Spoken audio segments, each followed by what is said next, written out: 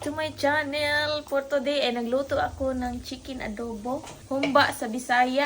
Today is Friday and tomorrow ay wala tayong trabaho. Nakapagtrabaho na pala ako. Nagsimula na pala ako magtrabaho mga day. Nag-start ako pag Wednesday. Ang schedule ko ay Monday to Friday ra. Saturday and Sunday ay day off ko. Gipa-brown ko muna ang onion, gisaute natin kay para mabango ang manok before natin ilagay ang manok dito. Mga Joy, wala na tayong vlog kasi nabibisi sa ating trabaho. Ang trabaho ko pala ay warehouse. Kanang iba-iba ang trabaho namin araw-araw, like for example, tig-pack, tig-label, tiglagay ng lid sa mga bottles. Ang product namin ay mga skincare like eye serum, yung mga maliliit lang nga mga bottles bas. Kaya gustong-gusto ko talaga ang aking trabaho mga day kasi hindi siya hago ba? Hindi siya sobrang nakakapagod mga day kay mga maliliit lang ang mga bottles nga aming ipanglalagay sa box, panglagyan ng mga label, panglagyan ng takip. Ganyan lang ang trabaho namin. Tapos kanina ang trabaho ko ay nag-check lang ako sa mga bottles after sa machine, paglagay sa machine. Yung kanina ay kuan man yun, cream, moisturizer cream. Tapos after nun malagyan sa machine, ako yung mag-check sa bottles kung ang bottles ay kung wala ba siyang naka-open a little bit, like very sealed talaga siya ba. Parang ako yung quality control ba sa galing sa machine. Ang trabaho ko ay magganyan lang ay. Ganyan lang. Nakatayo lang talaga ako mga day. Tapos magtingin-tingin sa bottles na dapat sealed talaga ang bottles. Kasi same lang naman din yan sa atin. Ang machine mga day, hindi perfecto ba? Kaya kailangan talagang i-check namin. Iba-iba ang trabaho ko kada araw. Kaming lahat. Ilagay na natin ang ating chicken. Ilagay ko na ang chicken. Pa-medium heat lang natin. Kaya baka mapagod. Baka masunog ang ating manok kapag i-high natin. Natatawa ako sa earring ko kanina kasi gisimot-simot ang ating Dior. Magluto muna ako wait lang kasi ang banha. Ang ginamit ko pala nga manok ay breast. Wala itong balat kay para iwas sa heart attack. Baka ma-heart attack tayo nito. Kaya ito ang binili namin ni Batong nga manok. Mabuti ng healthy pa rin kahit kumakain tayo ng mga pagkain nga may cholesterol. Good source of protein naman ito. Basta kung tanggalin mo lang ang balat niya, hindi ka ma-heart attack niyan. Hindi ka magkaka-cholesterol niyan kapag tanggalin lang ang balat at saka yung belly ba. Ang dami na namin ganap last time mga day. Ganyan tayo kasi para mailawan ang ating mukha. Ang dilim kasi ng light dito kapag ganyan dapat ganyan tayo para maganda ang ating lighting. Mga 1 week naman siguro ako lang vlog no. Nabibisi kami, namimili kami ng mga pagkain para sa pamigay namin sa homeless. Kasi mga day, gustong-gusto ko talaga mamigay ng pagkain sa homeless ay give back ba. Paano? Unsaon man natin yan ang pera kapag mamatay na tayo, di ba? Tapos wala tayong nagawang mabuti sa kalibutan. Sinabihan ko si Tom ng ganyan. Ayan, support na support siya. Okay lang naman sa kanya. Kahit mga twice a week or once a week lang tayo mamigay. Good. Pagkain lang naman yan. Hindi naman yan pera. Last time, nung wala akong vlog, namimili kami ng mga pagkain dito, mga grocery. Ito, mga buns ito. Burger bun, hamburger bun, para sa homeless. Basta, ang dami naming pinamili last time. Ang iba, nandoon sa pantry.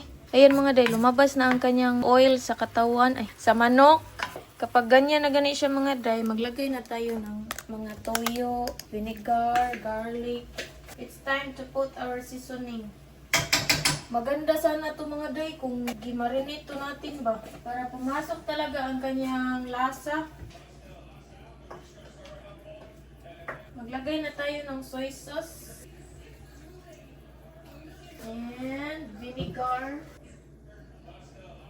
Itong peppercorn and bay leaf. Sa last na natin to ilagay. Pakuluin muna natin to. Yan. Takpan lang natin. Are you done eating your salad, my love? Yeah. Binigyan ko muna ng salad kay medyo matagal-tagal ang ating adobo. Baka magugutom ang ating jusawa. Ginawan ko ng salad na lettuce, olives. Ang paborito niya nga salad. Wala tayong vlog-vlog. Mga ilang araw na. 1 week. Nga 1 week na tayo walang vlog mga day. Naghihintay pa ako sa aking adobo. Gipakulo muna natin. Ano ba? Kapuya ba mag-Tagalog? Parang hindi man ito naluto eh. Kaya nipilit siya sa bagal ba? Mag-update lang ako sa inyo kapag may time ako. Babalik pala tayo sa ating chika kanina. Wait lang, magkuha ako ng asin. Ano yung chika natin kanina? About sa trabaho ko. Ang trabaho ko mga day, iba-iba. Everyday, iba-iba. Ganyan pala dito. Hindi siya nakastick lang sa isang department ba? Hindi siya department.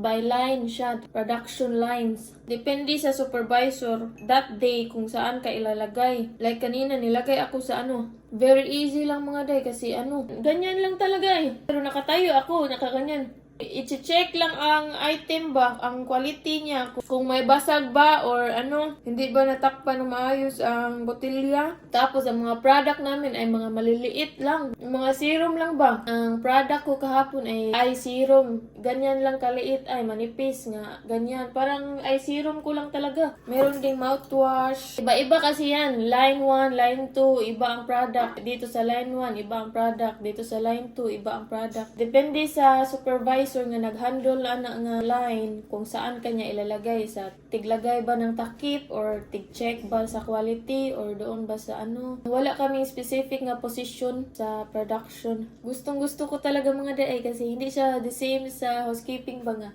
All over talaga nga body mo ang maggalaw-galaw physically. Ito ay masakit lang siya sa paa. Yan lang. Natural naman yan kasi production ba nasa warehouse. Kamay lang talaga ang maggalaw-galaw sa amin. Ganyan ba? Ganyan. Tapos, sometimes ay maganyan lang, makatunganga lang, makatingin sa mga products ba. Bantayan mo kung wala ba siyang crack or Pero wala namang ganun. Very rare lang ang merong crack nga product. Like mga 1, 2, or 3 ra ka product ang merong damage. Ang machine, hindi naman siya perfecto din. Pareho sa tao, walang perfecto. Kailangan mo talaga siyang i-check ang quality niya before siya ipasok doon sa kabilang side, sa box. Kanina ay gustong-gusto ko ang supervisor kasi parang gusto rin niya ako. Gusto rin niya ako sa trabaho ba. Baka nakita niya ang galaw ko kahapon. Ang teknik ko sa trabaho ko mga day ay dapat paspas ka lang talaga. Yung parang iparating mo sa boss ba nga hindi sila alkansi sa iyo. Hindi sila alkansi sa galaw mo kasi paspas ka. Sa tingin ko kasi kahapon, parang ako lang ang paspas. Ako lang ang paspas o kamay ba nga mag-close sa mga box. Iba yung kahapon nga product. Kahapon, tig-close kami sa mga box sa eye serum nga maliit ba nga. Maliit siya nga product. Tingin ko ako talaga yung pinakapaspas doon. Anong tawag sa paspas? Pinakamabilis. Ako yung pinakamabilis doon kasi ang mga katrabaho ko kasi mga matatanda na hindi naman siya gaano katanda like mga 60 hindi naman mga ganun. Mostly ay mga 40 plus ang mga katrabaho ko. Kaya siya hindi masyadong mabilis ang galaw. Baka na rin sa edad ba. Parang ako lang ang pinakabata doon. Sa tingin ko ang kaedad ko doon ay 28. Ako yung pinakabata. Sa tingin ko din, wala namang batang pumapasok doon kasi baka yung mga American kapuyan, madaling mapagod sa mga ganon, sa mga warehouse. Hindi sila sanay sa mga gawaing mabilisan ba. Alam niyo ba mga day, nag-gain ba ako ng weight? In 3 days, nag-gain ako ng 4 pounds. Right, my love? In 3 days, I think I gained 4 pounds. I was 91, right? I am 95 now, today. Ang bilis mga day. 3 days pa lang ako nagsimulang magtrabaho baya. Ang pasabot niyan ay naganahan ako sa aking trabaho kasi nag-gain man ako ng weight. Nag-lose baya ako ng weight last time mga 1 week ago. Tapos ngayon meron akong konting fat dito sa aking chin. I-check muna natin ang ating adobo. Pagka naluto na to. Nalagay ko na ang peppercorn at saka bay leaf. I-try natin bit. And naglagay din ako ng brown sugar nito. Ang sarap! Ang sarap mga doy. Pinahinaan ko ang kayo, ang apoy, kay para di siya mapagod ang sabaw ba. Hindi siya manimahong pagod. At ang bango. Last 10 minutes mga day. Luto na ang ating humba. Tingnan niyo mga day ang sarap ng sabaw. My love, let's eat my love. Nasa second floor si Batom.